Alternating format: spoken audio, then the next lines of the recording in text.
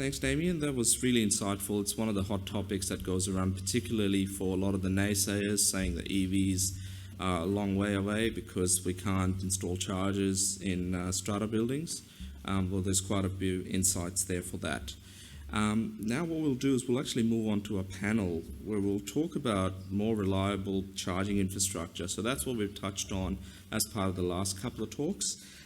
So if I could have Melanie back on stage and Dunstan as well. Along with that, I'll also like to invite Guy McHugh, who is project manager at Synergy. Damien touched on Synergy and the roles that they have when it comes to providing the electrical supply into these buildings. So, yeah, I guess we'll sort of get started by talking more at a global level. Dunstan, what have you seen when it comes to the development of charging infrastructure in the UK?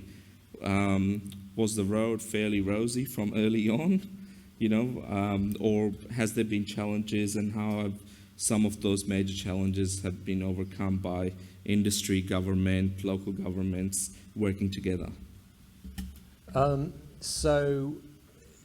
been involved in charging since the Olympics in 2012. And so if I look back at what charging was like then, we were installing chargers at the Olympic venues. So we put 120 chargers in. They're all AC, they're all single phase, and Transport for London had a particular spec they wanted to meet. But interesting enough, the spec they had then for smart charging is actually very, very similar to what people wanted now, which is sort of whitelisting, RFID authentication, and they moved them onto OCPP later. But they were slow chargers. Since then, we've had a lot more fast chargers put in. It's very interesting what Melanie was saying about the different types of charger. I mean, effectively, I see there's two types. You've got destination chargers, which can be as slow as you like, and then you've got rapid chargers, which are just to get you moving as fast as possible.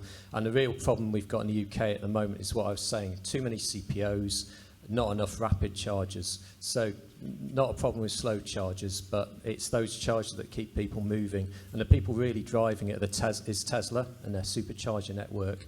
And they've recently opened that out to other, as I believe has happened here, to other types of car. So I think going forward, everyone else needs to really be trying to follow what Tesla are doing, because they've got a very reliable, really fast network. It's the other makes that are struggling. Mm. Yeah, and that's the key when it comes to fast charging infrastructure, because people say with EVs you can't travel too far. Obviously we need a reliable fast charging network to be around across Australia. Obviously the lessons learned in Europe and other places, it's not a clean slate. We've got something to look at and implement some of those things. I guess locally here, when it comes to fast charging infrastructure and the rollouts, what are some of the lessons, Guy, that you've come across? I believe you're part of rolling out a fast charging network in WA at the moment. What's that experience been like in terms of what you hear back from the community as you're rolling these chargers out, and some of the benefits that you feel will go back to the community? Look, thank you. It's been really good, to be honest. So especially over here in WA, stop off and then on travel charging. A bit of charging on some nice thoroughfares, but with the ongoing rollout of the project, we're really starting to put some nice key points in, especially around the travellers and what he refers to as, distinct lack of that around, and most of the feedback we get from the users that it is a constant growing base is really good. Recently we did Merredin Southern Cross, and already people are starting to utilise that because there was no DC charges on that route previously. It's that saying, right? Build it and they'll come. That's sort of the stage that we're at now when it comes to EV owners and those looking at buying an electric car, are researching enough about it and know where these chargers are, whether they use PlugShare or other ways of finding out where they are. They're getting out there. So before the charger even opens, there's a queue of people wanting to get on it. So that's a good thing to see. Looking at sort of local governments and the role that they have when it comes to installing some of the public charging infrastructure. Obviously, the trial that Volga is going to be involved with, that's fantastic, because Collectively, there's a lot that can be achieved rather than individual organisations trying to get out there installing their own charging infrastructure. Some of the lessons that have sort of been learned in the eastern states, was there anything that you, in your working groups or other things that you picked up on that you thought would be good as part of this particular rollout, Melanie? Yeah, we did seek advice from some of the regional organisations of councils over in the east that had kind of done a collaborative project with shires in developing our project. So particularly in Victoria, there was a Greenhouse Alliance that had implemented a lot of public charges. And yeah, it was, the feedback from that group was that it was critical to have that overarching body to help the local governments in the journey, and that there was a lot of efficiencies that could be made through that group collaboration, and even I guess having consistent marketing on the charges for public-facing charges. There was a lot of things that they could kind of get better results by working as a group. What we see in WA with local governments and public charges is that they're interested in that space. So when the state EV network was rolling out and local governments were contacted to be part of that, they were all jumping up and down to have a destination charger in their area. So there's a lot of great outcomes for local governments, particularly in regional areas, in terms of attracting visitors and tourists, opening up that economic development potential by having more people coming through. So they're very interested in having fast chargers at their destinations. Yeah, and we see some local governments that have been quite proactive and gone ahead and done that already. And then others have kind of worked with private providers that are putting in the charge stations and operating them in the local government municipality. Awesome. One of the big myths that we sort of get, and particularly those people that haven't driven an EV before or basically not in this room, is around, as we get more and more of these electric cars on the road, it's going to melt the grid. Now, apartments are one of those places where it's such a common thing because you're trying to navigate carefully amongst those that have an EV or are thinking about one, and there's many other residents that may not be considering an EV. So that's one of their concerns that they have, that is my power going to go off because my neighbour's got an electric vehicle charger. What are you sort of seeing, Damien, when it comes to strata buildings and the debunking some of those myths around grid's going to melt, or we're not going to be able to keep our lights on in this apartment building, my neighbour gets a charger? We through the SCA, we do a lot of training programs and the like, and we have an owners convention. And the positives of that owners convention, which probably had about 150 owners there, most of them were more concerned. Yeah, I think that level of knowledge is very limited. I completely agree, and it's about as we mentioned, educating them on dispelling those elements. For the most part, I think they're starting to understand that it's coming, and that they've got to have a plan in place for the ones who almost have a fear of it versus the ones who just aren't looking at an EV themselves as yet. But we do find most of them are mostly concerned about the fire risk, and we know that the media are pushing that quite hard, and we know that that's not the issue that it's marketed to be by the media. So we find we work very hard on dispelling that. And that's why it all comes back to this concept of a feasibility, because when they understand the infrastructure and they understand a little bit more about electricity, which is the key, most don't understand much about electricity, that's when the pennies drop and it all starts to make sense. So I'd really advocate more public educational pieces around that. And Western Power and Synergy are doing a pretty good job trying to dispel that information and make it publicly available and dispel a lot of that. We could probably just go a bit more closer to dispelling the fears. Yeah, sorry, Mel. Sorry, I was just going to also add, so you mentioned load management and dynamic load management of the site. So it's really not an issue, and it can be managed through that additional piece of hardware on the charging stations. Yeah, and I think, as we know, this education piece is not so much what's in this room, it's more to the broader community. So when we go back out there and, at barbecues and other places where we're gathering together, we can spread some of this information that we're learning here around, things are not as dire as some of the media puts it out there to be. One of the... It's probably just something I can add is, the construction codes now provide for new construction requirements, to provision for EVs, and they've got construction designs, but it's the retrospective assets, the existing building stock, that doesn't have that regulation. And that's possibly the piece that's missing. A lot of people don't understand that, don't like battle things. And if we could regulate that, that would go a long way to dispelling fears. Yeah. And speaking of those fears, Dunstan, you've obviously seen the development of charging infrastructure, obviously in apartment complexes, are limited.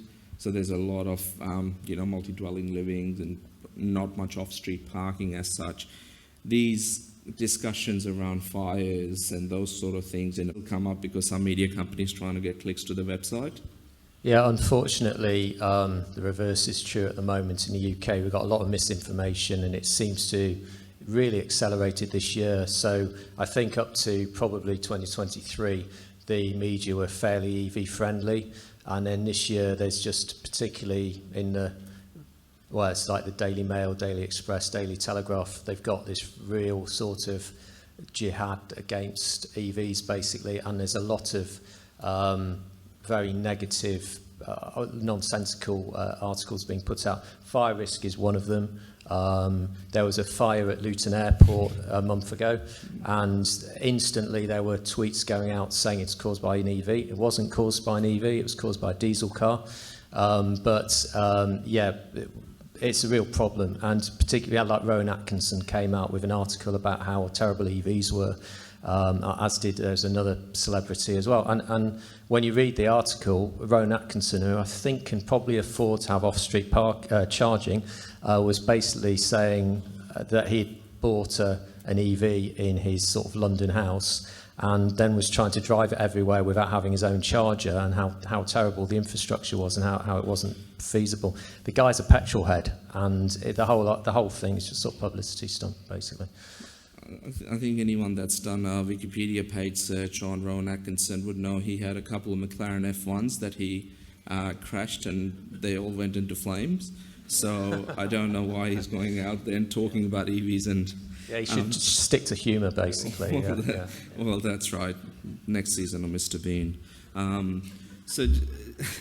I guess we'll have some Q&A with the panel. Any sort of burning questions around charging infrastructure and sort of the reliability of it, and like? Well, just jump in here. So I didn't mention, but the UK government's just put in a target of 99% uptime for all DC en route chargers. At the moment, it's estimated something like 25% of public chargers are faulty in the UK. There's a graph, it varies region by region, but it's pretty poor. But they're sort of mandating this 99%.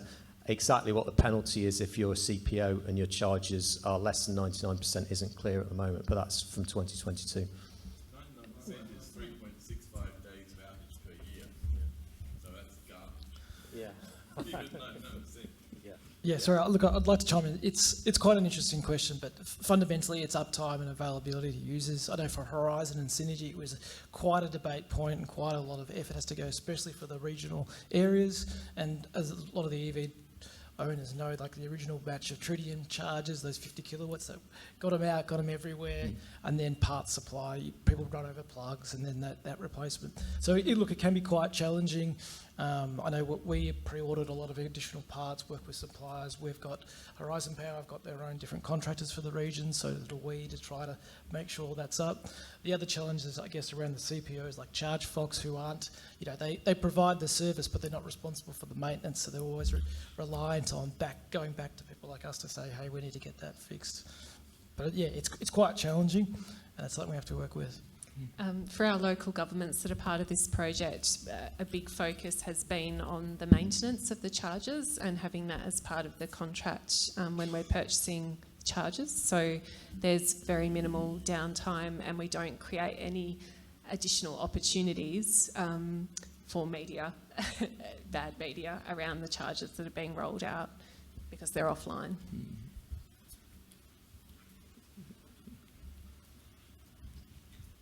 Dunstan, I think you made a reference to, in the UK, moves to have the more open data on the status of charges, sort of real-time information about them. Can you just say a bit more about how that's progressing and what you see the benefits of that to be? So again, this is part of the 2022 government regulations, says that all charges need to be open to any user, so you can't have lockdown CPOs where so it's not so much about the data sharing, it's more about the payments. So we're trying to move to the way the Netherlands are, where anyone can turn up any charger and just use a payment card. Netherlands has got this system called AEVA, which is basically all the CPOs have got talk to this common platform which authenticates payments across them. So, but at the moment, I can tell you, we're still in a situation where if you turn up at a public charge, you've probably got to get your phone out and dial up to that particular app. Yep.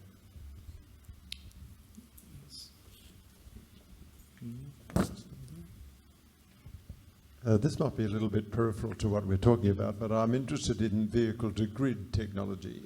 I understand that in South Australia that is already started, and I wonder if the panel have any idea of whether that may be available in Western Australia. Just to jump in about the V2G, the main issue with vehicle to grid is the vehicles themselves. So I mentioned in my talk about, I can't remember if I did or not, but about CHAdeMO so the CHAdeMO standard from Japan supports vehicle to grid, and it was on Nissan vehicles. But the CCS standard, which everywhere else has, is only slowly adopting vehicle to grid. So there aren't many cars at the moment that support it. There's some that the Kias and Hyundai support vehicle to appliance. Nissan Leafs support V2G, but everything else at the moment is sort of locked down, including Teslas. But I was just saying, I think Australia is the best country on the planet really for V2G because the amount of sunshine you get. So it could really accelerate the take-up of EVs here.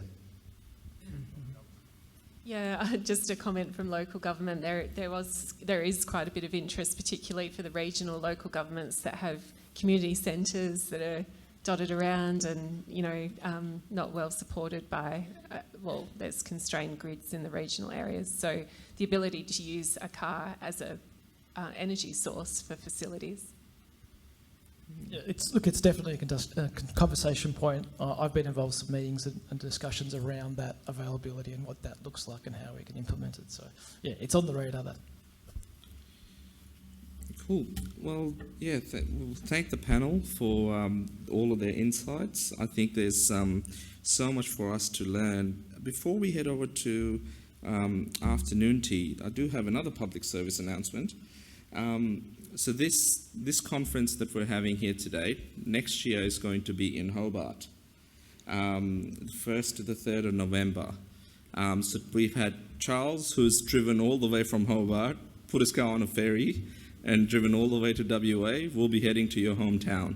So if anyone's interested, yeah, come and see one of us on the AEVA directors or all the volunteers to learn more about it. So thanks, everyone. Thank you.